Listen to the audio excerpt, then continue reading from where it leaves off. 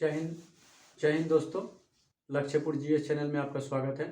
अभी तक हम पढ़ चुके थे ब्रिटिश रेवेन्यू पॉलिसी, जो था जमींदारी सेटलमेंट, जिसको परमानेंट सेटलमेंट भी कहा जाता था। ठीक है। दूसरा था रोयतवारी सेटलमेंट। ठीक है। तीसरा था महलवारी सेटलमेंट। तो इनके क्या क्या फीचर्स थे, कौन कौन इंट्रोड्यूस किए थे, कब कब इंट्रोड्यूस किए थे, ये कितने % एरिया कंप्राइज करते थे ब्रिटिश इंडिया के, ये सब हमने पिछले लेक्चर तक अभी तक पूरा देख लिया था। अभी हम लोग पढ़ेंगे इनके इम्पैक्ट क्या हुए इंडियन सोसाइटी पर और यहाँ के लोगों पर। ठीक है। तो चलिए, आज का हमारा टॉपिक है impacts of revenue policy on India and its people. ठीक। तो अब हम लोग पढ़ेंगे, इसमें लिख सकते हैं ब्रिटिश रेवेन्यू पॉलिसी। ठीक है, ब्रिटिश। ठीक है। तो जैसे कि हम लोग जानते हैं, जो इनकी रेवेन्यू पॉलिसी जो थी वो एक्सप्लॉयटेटिव थी। ठीक है, exploitative in nature, exploitative in nature. ठीक है। तो ये क्या की, जो पेजेंट्स थे इनकी जो जिंदगी को एकदम तहस नहस कर दी। ठीक है, made the life of pageants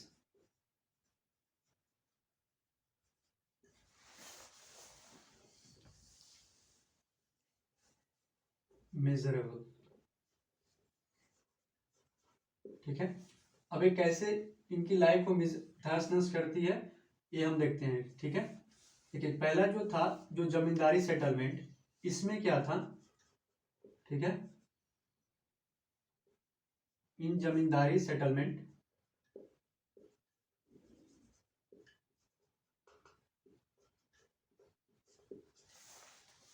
gave rise to absentee landlordism.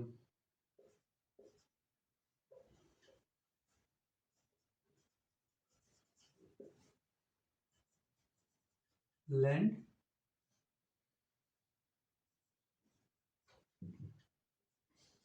लॉर्डिज्म। ठीक है, इसका मतलब क्या है। ठीक है, ब्रिटिशर्स ने क्या किया, एक आदमी को जमींदार बना दिया। ठीक है, लैंडलॉर्ड बना दिया। अब ये जो लैंडलॉर्ड थे, ये गांव में पहले रहते थे। ठीक है। अब इन्होंने क्या किया कि इनका काम क्या था कि ये जमींदार से, ठीक है, जितने भी पेजेंट थे उनसे कलेक्ट कर को, ठीक है, जो टैक्सेस था वो कलेक्ट कर को उनको 11 हिस्से में बांट कर को 10 हिस्सा ब्रिटिश को दे देना था। ठीक है, और 1 हिस्सा अपने पास रखना था। तो ये बाद में क्या करते हैं सॉरी, ये बाद में क्या करते हैं, जो लैंडलॉर्ड या जमींदार थे, ये जाकर को बैठ जाते हैं शहर में। ठीक है, और अपने जगह पर किसी दूसरे व्यक्ति को ये चार्ज दे देते हैं। ठीक है, give charge to different people.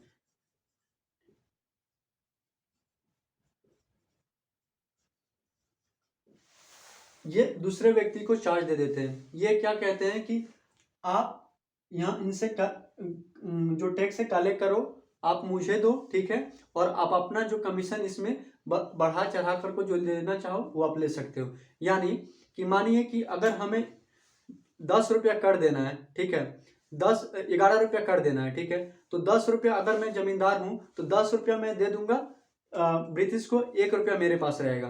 फिर मैंने क्या किया कि मैं अपने बदले किसी और को रख दिया। उनको कहा कि आप 12 रुपया कर लो। ठीक है, 12 रुपया में से 11 रुपया मुझे दो। ठीक है, और मैं 11 रुपया में से 10 रुपया अंग्रेजों को दूंगा। ठीक है, तो ऐसे करते जो नंबर ऑफ पीपल जो थे, इसमें जो एक चेन रिएक्शन बनता गया। ठीक है, अब चेन रिएक्शन बनते बनते ये इतना ज्यादा बन गया कि जो फार्मर्स थे, जो किसान थे, उनको कर देने में बहुत ही मुश्किल होने लगी। जैसे कि मैंने किसी और को अपॉइंट किया, फिर जो मैंने जिसको अपॉइंट किया था वो किसी और को अपॉइंट किया, फिर इसको जो किसी और ने किसी और को अपॉइंट किया था उसने किसी और को अपॉइंट किया। ठीक है, तो मतलब मान के चलिए कि मिडल मैन का जो इसमें जो क्वांटिटी है वो बढ़ते गया, और इस तरह जो किसानों को तो कर पे कर ज्यादा देना पड़ा। तो इस कारण इनके इनकी जो जिंदगी हो गई एकदम मिजरेबल हो गई, ठीक है। तो ये क्या किया, gave rise to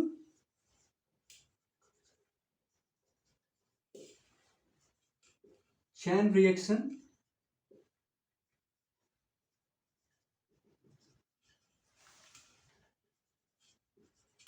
and more number of people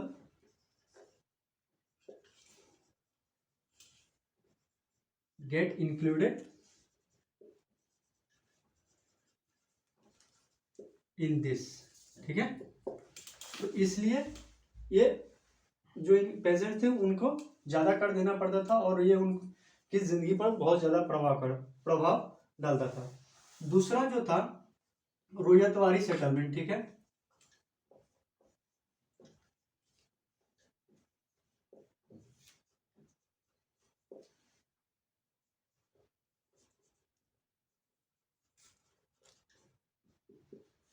रोयतवारी settlement में क्या था कि डायरेक्ट पेजेंट से उन कर कलेक्ट किया जाता था, ठीक है।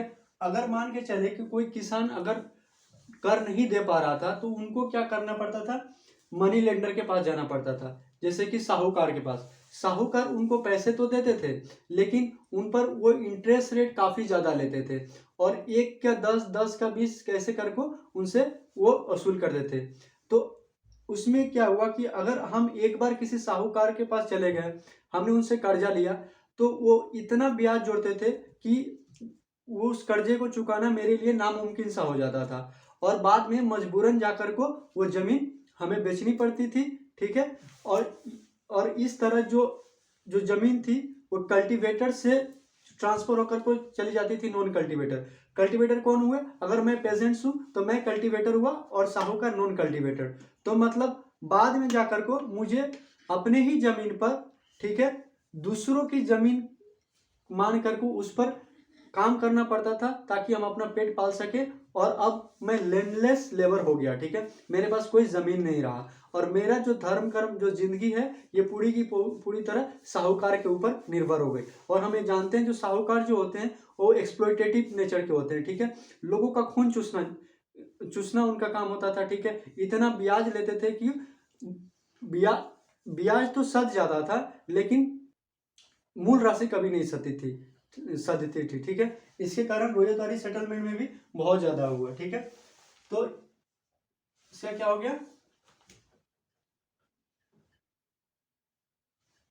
इन case fail to pay taxes go to money lenders. Money lenders के पास जाते थे, फिर उसके बाद एक डेब्ट ट्रैप में फंस जाते थे, ठीक है। और फाइनली इनको लैंड सोल्ड करना पड़ता था, ठीक है। उसके बाद ये लैंड सेल्ड होने के बाद में लैंड क्या बन गया, कमोडिटी बन गया, कमोडिटी, ठीक है। और ये land transfer from cultivator to non cultivator.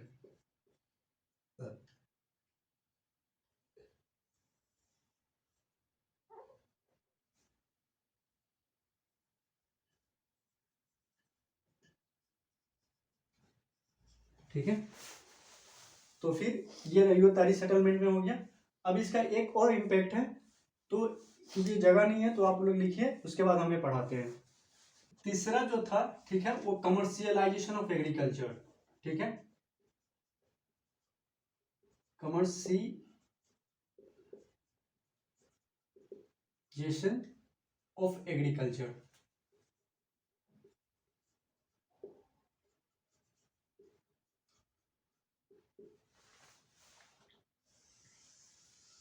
अब एक कमर्शियलाइजेशन ऑफ एग्रीकल्चर क्या था, इसको समझते हैं, ठीक है। जो रेवेन्यू जो टैक्सेस थी, ठीक है, वो फार्मर्स को कैश में देना पड़ता था, ठीक है। तो कैश में देने के लिए इनको वो चीज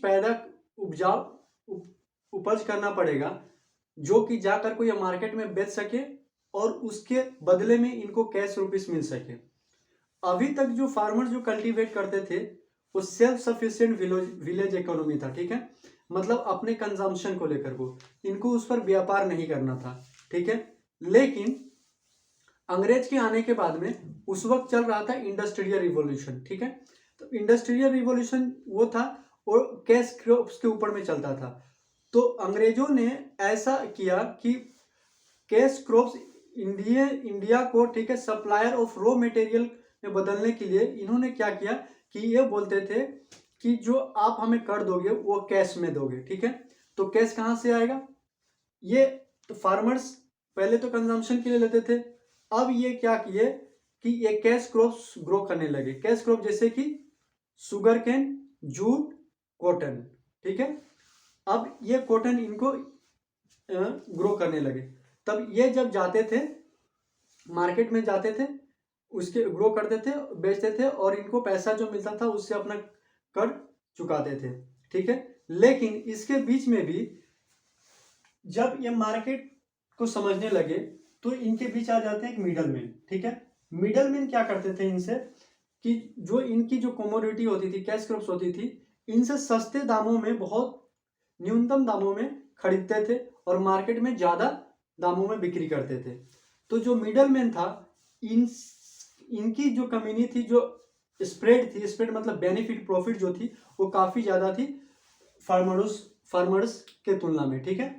तो इस तरह फार्मर्स को अपने कमोडिटी की, ठीक है, अपने प्रोडक्ट की सही दाम नहीं मिल पाती थी और ये कर्ज लेने पर मनी लेंडर के पास जाते थे और इसके बाद ये डेब्ट ट्रैप में फंस जाते थे। डेब्ट ट्रैप में फंसने के बाद में इनको अपनी जमीन बेचना पड़ता था और ये भूमिहीन व्यक्ति बन जाते थे। भूमिहीन व्यक्ति बनने के बाद ये क्या करते थे, जिन जमींदारों से या मनी लेंडर्स के पास ये अपनी जमीन बेचते थे, उन्हीं के पास जाकर को ये काम करते थे ताकि इनके बच्चों का और इनका पेट चल सके, ठीक है। तो आइए थोड़ा लिखते हैं बस। Late to grow cash crops, ठीक है,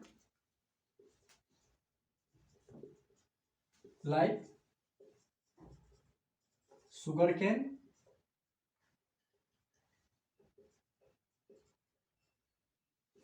जूट, फिर कॉटन,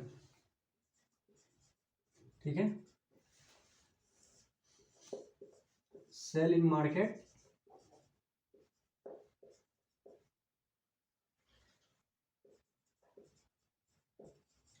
किस लिए? To get cash. और एक कैश किस लिए? टू पे रेवेन्यू।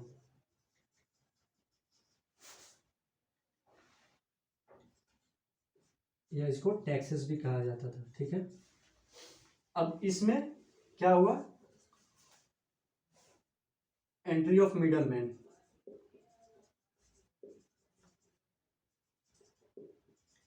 मिडल मैन की एंट्री होती है और ये मिडल मैन ज्यादातर को जो होते थे वो अंग्रेजी होते थे, ठीक है।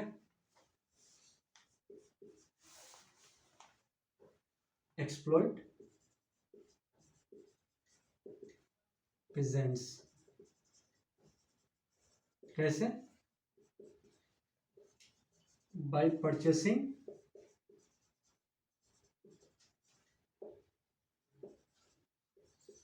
Crops with less price, least price and sold to market, sell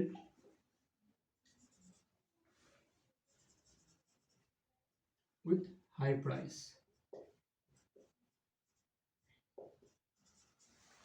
तो इनके इसके कारण get more profit than cultivators.